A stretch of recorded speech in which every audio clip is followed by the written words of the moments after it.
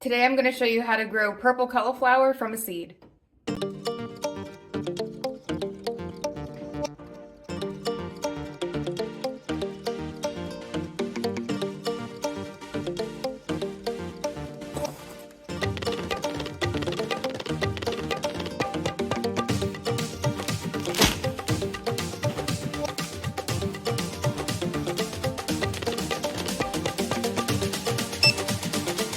If you follow my channel and if you've seen some of my other videos, you know that I grow and sell my produce, and that I grow purple, white, and orange cauliflower.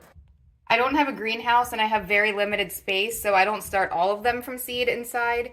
The white cauliflower and the orange I'm able to get from a local nursery as plants that are already started, so that's super helpful. But I can never find the purple already started, so I do these from seed.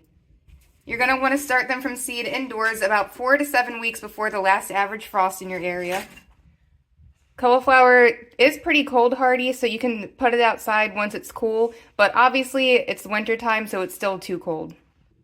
It is frost tolerant to a degree, but it's not going to survive freezing or below freezing temperatures. So we're going to start it inside. And it's actually shocking to me that a lot of people don't realize that. I've had quite a few people asking me recently if they could start the cold crops outside now. Definitely not. Because as you can see, there's still snow on the ground and it's still getting below freezing at night. But luckily with some good soil, a greenhouse kit, which you could get at your local farm store, or if you don't have any near you for some weird reason, you can find these on Amazon. And with some good quality grow lights, you can get a jump on the competition and start your seeds indoors, even without a greenhouse. So first thing is first, you're going to start with your soil and you're going to fill up your little trays. Now how many seeds you want to plant is going to entirely depend on you as an individual. And if you're going to sell it, that depends on your market. You might sell large scale, you might sell small scale. So there's no right or wrong answer to that, just do what's right for you. Now, if you're going to grow multiple plants, it's not a bad idea to start them a week or two apart, so that way you're not harvesting all of your cauliflower at once. Unless you want that, then in that case, fill your whole tray. But I always like to plant some now and some later, so that way I have a continuous crop, and I'm not stuck picking them all at once. I can have more for another week or two. Which is really helpful because then I can sell it a little bit longer instead of it all just being done in 1 week. And just for the record, these little peat pots that I'm putting the soil in are technically biodegradable, so you can plant the whole thing once you transplant it outside directly into the ground. However, I do like to break mine away and just put the plant in itself because I just feel like it gives the roots more room to breathe. It doesn't restrain it at all.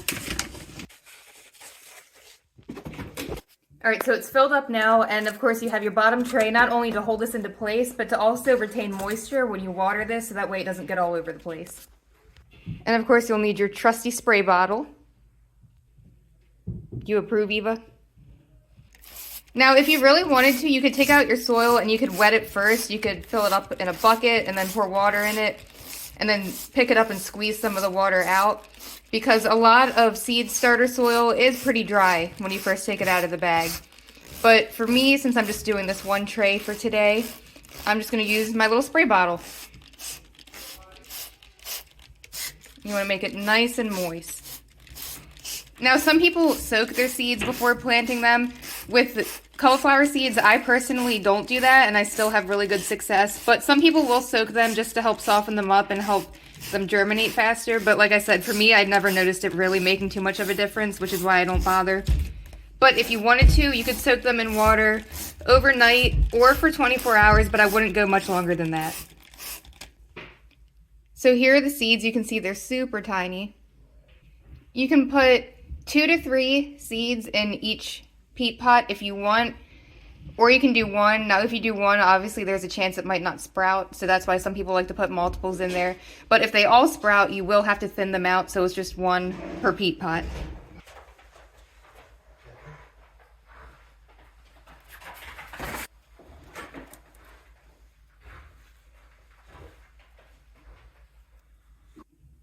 So you can see I'm using a toothpick, or you could use a popsicle stick. Since they're so tiny, it just makes it easier to bury them in there. You want to bury them about 1/4 to 1/2 inch deep.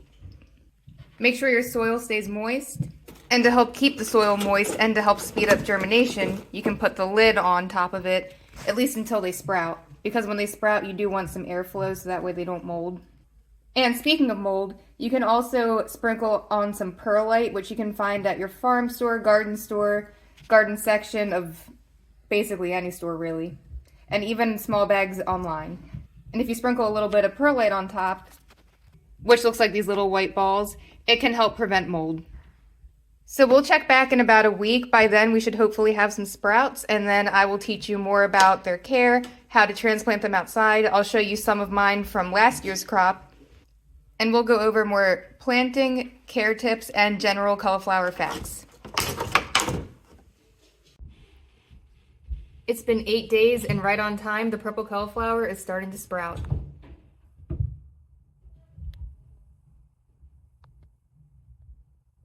We'll check back in a couple days and see their progress. And as you can see, now that they've sprouted, I took off the lid and put the grow lights really close to them. If you don't put the lights on them right when they sprout, they're going to start getting leggy quickly because they're going to try to be searching for the sun, or in this case, the light.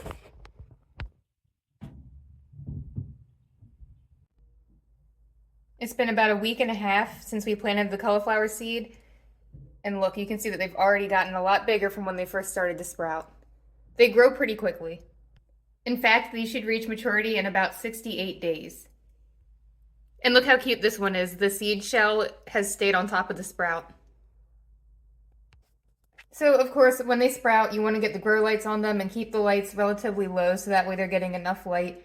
You can see that this one's kind of curving in a little bit. I think that's because it was on the end and it wasn't getting enough, so I had to adjust the light, but it should be fine now. They'll straighten themselves out while they're still this small. So now I will give you some basic care tips for these, and I'll also show you the ending result because I also did these last year, so I'll show you some clips from then. Cauliflower likes cool weather, so you can do a spring crop of these or a fall crop. They do best when temperatures do not exceed 75 to 80 degrees Fahrenheit outside. When you plant them outside, you want to plant them 12 to 18 inches apart, with rows 2 to 3 feet apart. When your cauliflower starts to develop a head, make sure you take the leaves and tie them around the head of your cauliflower to make sure that the sun does not discolor it. Cauliflower plants prefer full sun, but they can tolerate partial shade. Cauliflower are pretty cold hardy, and you can transplant them outside 2 to 4 weeks before the last frost date.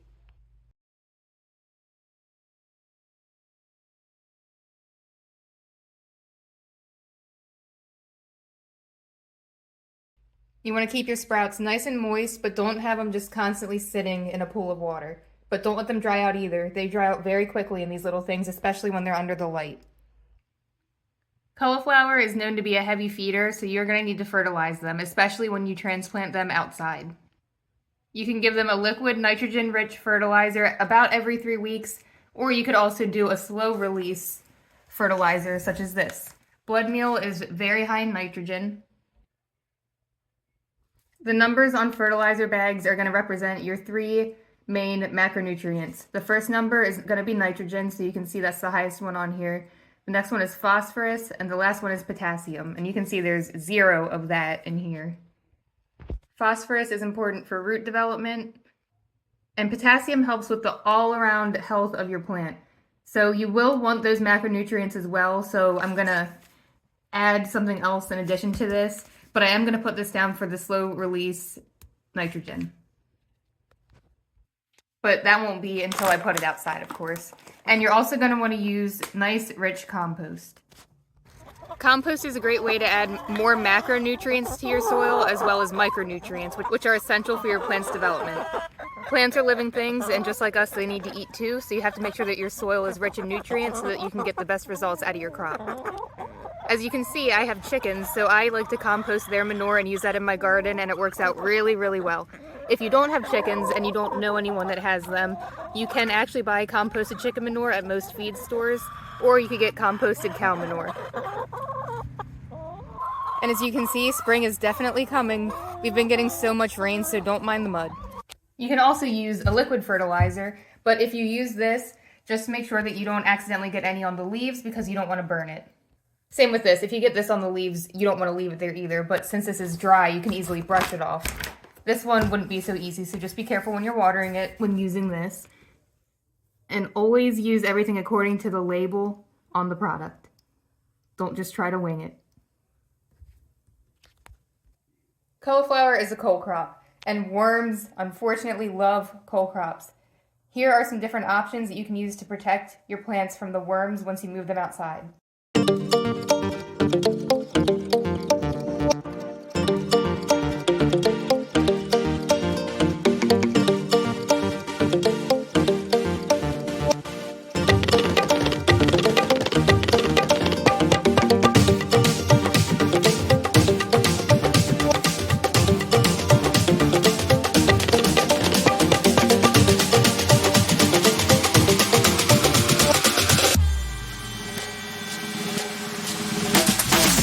I was a little bit skeptical about this one, but I used it last year and I was very surprised and very pleased with the results. This worked pretty well. You do want to spray the top of the leaves and the bottoms and even the stem, so that way no matter where the worms are or the eggs, if the moth is laying eggs on it, you're making sure that you're keeping your plant fully covered and protected. If you're going to spray this, I do recommend spraying in the evening, so that way having this sprayed on your plant won't burn it from the sunlight directly on it. Which brings me to my next point. When you do move your little seedlings outside, I recommend also doing that in the evening so that way they're not shocked from the bright sunlight. And you should gradually wean them in getting used to being outside before you fully transplant them into the ground. That way they can adjust to the temperature and the lighting changes. You can start by putting them outside for just a few hours here and there before you finally plant them in the evening. That way they can adjust overnight without the harsh sun drying them out. And make sure you give them plenty of water when you do plant them in the ground, especially that first day. And remember, if your seedlings are starting to develop mold while you have them in the house, it won't hurt to sprinkle a little bit of perlite on top of them so that way they're protected. Similar care tips can apply for broccoli as well as the other colors of cauliflower. And now here's a look at the end results.